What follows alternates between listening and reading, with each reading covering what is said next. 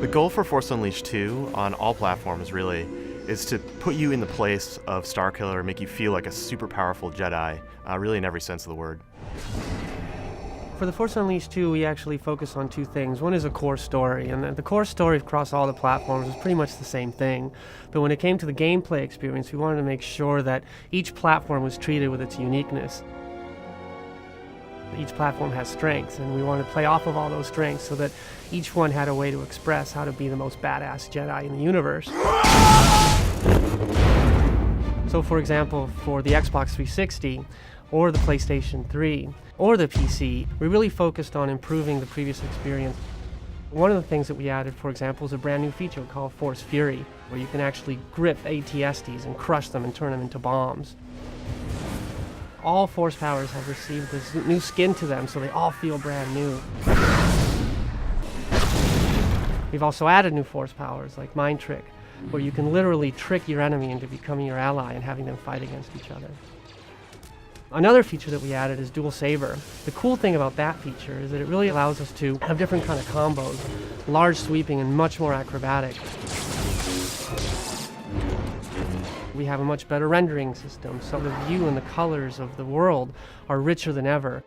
And on top of that, we actually added a brand new audio engine, so the visuals plus the new audio engine really make you feel like the Force powers have improved. Additionally, we really wanted to make sure that you are encouraged to destroy the world around you, because it's not just about attacking the enemies, it's about the environmental destruction that makes you feel like your Force powers matter no matter where you are. One of the cool advantages of the PlayStation 3 and the Xbox 360 is that the power behind the engines are so high that you can use technology like DMM and Euphoria and Habit and literally couple them all together to give you that most fantastic Jedi experience ever.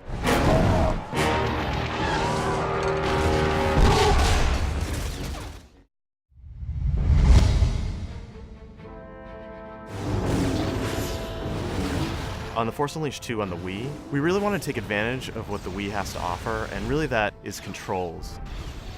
The great thing about the Wii Remote is that you can interact directly with the screen, and we designed the controls around being able to precisely control your powers, specifically Force Grip and Force Throw. So you can use the Wii Remote, you can use the UV pointer, and you can grab specific guys on the screen and actually carry them around using the Wii Remote itself. You can use it for your Force powers directly, it's very precise in that way. And then we have a lot of the other powers mapped onto it. It's easy to feel powerful in this game. So in the Force Unleashed 2, of course, Starkiller has dual lightsabers. And that really opens up the possibility of doing crazy lightsaber combos. Mind Trick on the Wii, it's very interesting because you can actually use the Wii Remote to paint the targets that you want to Mind Trick. So you use the UV pointer, and you say, I want to Mind Trick that guy, and they actually will fight with you. You will shoot your friends. Fighting is the only thing I've ever been good for. One of the features we're really excited about is the 4-player multiplayer. You can get 4 people playing simultaneously as different Star Wars characters. So you can have Darth Vader fighting Starkiller, for example, and you can have Darth Vader, choking Starkiller, and as soon as he gets out of it, Starkiller hits him with lightning, and you get 2 other players jumping in and using their powers, so it gets to be pretty crazy, but in a really fun way. Force Rage is a little different on the Wii. Basically the way it works is you build up a Force Rage meter, and then you go into Rage mode, and what that does is it puts you in a kind of bullet time, slows the game down, and it allows you to use the Wii Remote to paint different enemies, and then before Rage wears off, you can one-shot all those enemies, so it's a super powerful Force move. Force Rage is an exclusive power on the Wii. One power that you don't get on the other consoles, that you do get on the Wii, is Force Sight. It actually allows you to see through objects. It's almost like X-ray vision, if you will. And we tied it into a lot of different things in the game. So there's puzzles that use it, and you can also use it on bosses to see where their weak points are. So it's definitely a really cool, unique feature for this platform.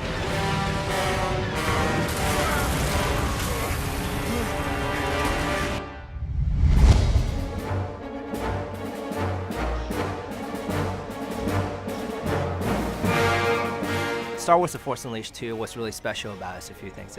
Is combining really over-the-top force power along with a great story set in the reimagined Star Wars universe.